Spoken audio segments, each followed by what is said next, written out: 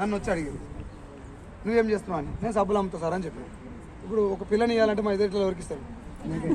ఆయనకి వాస్తవంగా మీరైనా వాళ్ళకి ఇస్తారండి. ఇప్పుడు మాట ఏనండి, ఓ ఊళ్ళో 10,000 మంది జనాభా ఉంది. కార్లు ఎన్ని ఉంటాయి ఆ ఊళ్ళో? 100, 200, 400 వేసుకో. షాంపులు ఎన్ని ఉంటాయి? సబ్బులు ఎన్ని ఉంటాయి? కారు చచ్చిపోయినాక ఎన్నిసార్లు ఉంటావు షాంపులు? ఆ లోతు అర్థం చేసుకోవాలి తెలివికల్లోడు అయితే. కారు మొత్తం జీవితకాలంలో ఒకసారి కొంటారు. ఆడు ఒక్కడు కొంటే ఇంకో 10 రూపాయలు 20 రూపాయలు వస్తాయి. అలా చచ్చిపోయిందాక నేను అదే కారు తీసుకుని మురవాలి. నాది ఇప్పుడు లాక్డౌన్ వచ్చింది అనుకో, కారు షోరూము నాది. మనిషి పానంతో ఉండి వాడు తానం చేసి బోధింటే చాలు. దీనికి డోకా సబ్బులు చూడకూడదు, భవిష్యత్తు చూడాలి. పోనీ మనం సబ్బులు పట్టుకొని ఇంట్లో పెట్టుకుని అమ్ముతున్నామా? లేదుగా. నోటి మాట. దీంట్లో ఉన్న బలాన్ని గమనించండి. అడక తింటోడు వచ్చి కూడా ఇలా బిజినెస్ చేయొచ్చా లేదా? అడక తింటూ కారు కొనిపి చెప్పుకుంటాను. జాబ్ పెద్దదే, జాబ్ చాలా పెద్దది. కార్ షోరూమ్ ఎగ్జిక్యూటివ్ మేనేజర్, అదే 30,000 తిరగాలే. 1 తారీఖు ఈఎంఐలు అయిపోతాయి. మొత్తం 7 లక్షల రూపాయలు వస్తున్నాయంటే మీరు ఒకసారి థింక్ చేయండి. పైసలు ఇప్పుడు నేను ఉత్తగట్ట లటక్కున దునికి పుట్టుకున్న వస్తే డబ్బులు రాలా.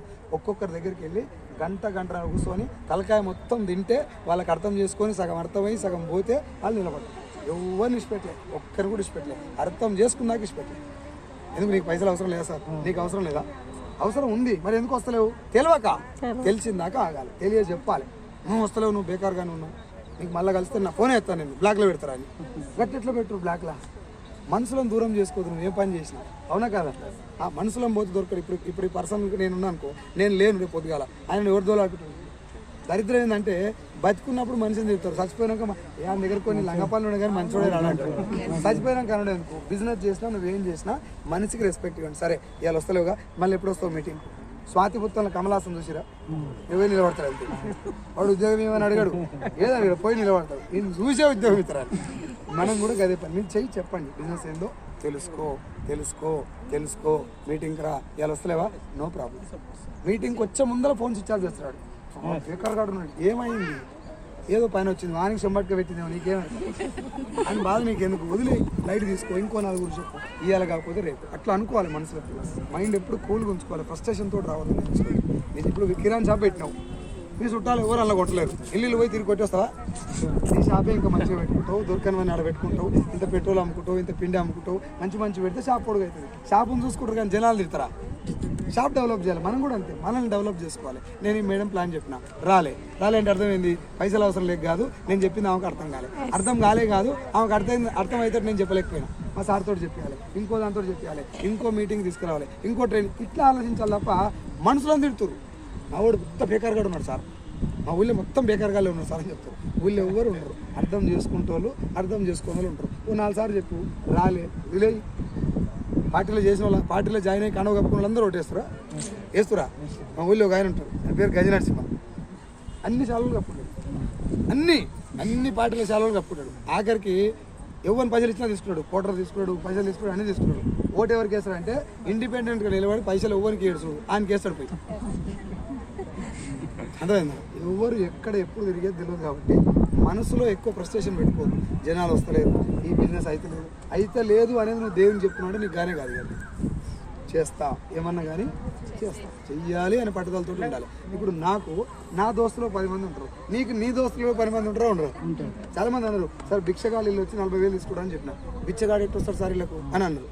నువ్వు మాట చెప్పు, నీకు దోస్తులు ఎక్కువ బిచ్చగానికి ఎక్కువ? తల తప్పుకున్నా అంటే మనసు ఉండాలా. ఎగ్జామ్లు ఉన్నారు కదా, అప్పటి కూడా 10 రోజులు చేస్తాం, అలా సర్కిల్ ఉంటుందా ఉండదు? ఒక కావని పట్టుకోరు, ఎంతమంది పట్టుకొస్తా? మనసు అట్లా ఆలోచించాలి. మన దరిద్రం ఏంటంటే చుట్టూ ఈయనే తిరుగుతారు.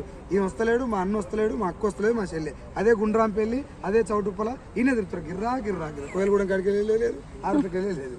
ఊరు వదిలిపెడితే బాగుపడుతుంది. అదైనా మనం ఉన్న సర్కిల్కి వెళ్ళి బయటికి రావాలి, అప్పుడు రియల్ సినిమా తెలుస్తుంది. కష్టాలు నువ్వు పోనీ ఇంకో 10 ఏళ్ళు కష్టపడతావు, బయట 1 లక్ష వస్తుందా? రాదుగా. ఇప్పుడు నేను వస్తుంటే మీరు అందరు క్లాప్స్ కొట్టారు నిలబడి, ఈ రెస్పెక్ట్ వస్తుందా? మనిషికి 1 లక్ష రూపాయలు ఇచ్చినా లేచి ఎవరు సపోర్ట్ కొట్టారు, బలిసి ఇచ్చినవాడు అంటారు అంతే. అవునా కదా? రెస్పెక్ట్ ఉంది, డబ్బు ఉంది, ఆరోగ్యం ఉంది, మంచి పేరు ఉంది, ఇంకోని సాయం చేసేటటువంటి ఒక అవకాశం ఉంది. ఇవన్నీ ఉన్నాయి కాబట్టి కష్టాలు ఉంటాయి. కొద్ది రోజులు అయిపోయింది తట్టుకోవాలి. ఇద్దరు రాకపోతే కథం బిజినెస్ బంద్ చేస్తారు. వాడు రాకపోతాను కారణం ఎందుకు? తెలిసి రాలేదా, తెలియక రాలేదా అని ఆలోచించి ఒకసారి, నీకు అప్పుడు తెలుస్తుంది. ఆగిపోవాలనుకున్నప్పుడు క్వశ్చన్ వేసుకోవాలి, నేను మొదలు పెట్టింది ఎందుకు? ఎందుకు స్టార్ట్ చేసిన ఆగిపోతాను, ఏదో ఏదో కావాలని చేసిన, ఇప్పుడు ఎందుకు ఆపేస్తున్నావు? ఇప్పుడు ఒకవేళ ఆగిపేస్తే మళ్ళీ పోయి ఏం చేసుకోవాలి? అదే పని. ఇంకెందుకు ఏం మారిందానికి ఎందుకు ఆడ పోయి చేసుడు? ఇది చేస్తే మారే ఛాన్స్ ఉంది కదా. అందుకని మనసులో ఏమనుకోవాలంటే ఆగిపోవాలనుకున్నప్పుడు ఒకటే క్వశ్చన్, నేను మొదలుపెట్టింది ఎందుకు? మొదలుపెట్టింది దీనికోసం కాబట్టి అది సాధించిందాక పని చేసుకుంటూ వెళ్ళిపోదాం అని చెప్పి ఆగిపోదాం అనుకున్నప్పుడు కనుక నువ్వు ఒక్క నిర్ణయం తీసుకొని బలంగా అడిగేస్తే అది 1000 అడుగులతో సమానం. అప్పుడే మన ఆలోచన పని చేయాలి. ఇప్పుడు నేను మాట్లాడతాను, నా మాట్లాడినప్పుడు ఇట్ అయిపోతాను మొత్తం. సార్ ఇంకా తీసుడే సార్, వీళ్ళకి పోగానే సార్ చెప్పినట్లేదుగా, ఇది ఆయన బాగానే చెప్పినాడు కానీ ఇది అయితలేదుగా, నేను చెప్పుడు వేరు నువ్వు చేసుడు వేరు, అవునా కాదు? ప్రాబ్లమ్సే వస్తాయి. నేనే చెప్తున్నా కదా, ఈ బిజినెస్ ఎట్లుంటుంది కొద్ది రోజులు అంటే ఎప్పుడు బంద్ చేద్దామా అన్నట్టే ఉంటుంది, ఊకనన్నా జాయిన్ అయితే కదా అన్నట్టే ఉంటుంది. అట్లా ఉన్నప్పుడు ఏమంటారు అంటే, ఇప్పుడు చచ్చిపోయినాక రావణ కష్టాలు ఉన్నాయా సుఖంగా ఉన్నాయా? రావణాసురుడు కష్టాలు ఉన్నాయి. ఇంకో 2 రోజులు అయితే చచ్చిపోతాను దాకా సుఖపడ్డాడు రావణాసురుడు. దేవుడెవడు? ఇది కూడా కానీ కష్టాలు ఉంటేనే పొద్దున స్టేజ్ మీద ఎక్కి నువ్వు మాట్లాడుకుంటానికి ఒక స్టోరీ ఉంటుంది. సార్ నేను ఇన్ని బాధలు పడ్డా, ఇన్ని కష్టాలు పడ్డా అని నువ్వు చెప్తుంటే ఇంటోళ్ళ ఇంటికాలు నిలబడాలి.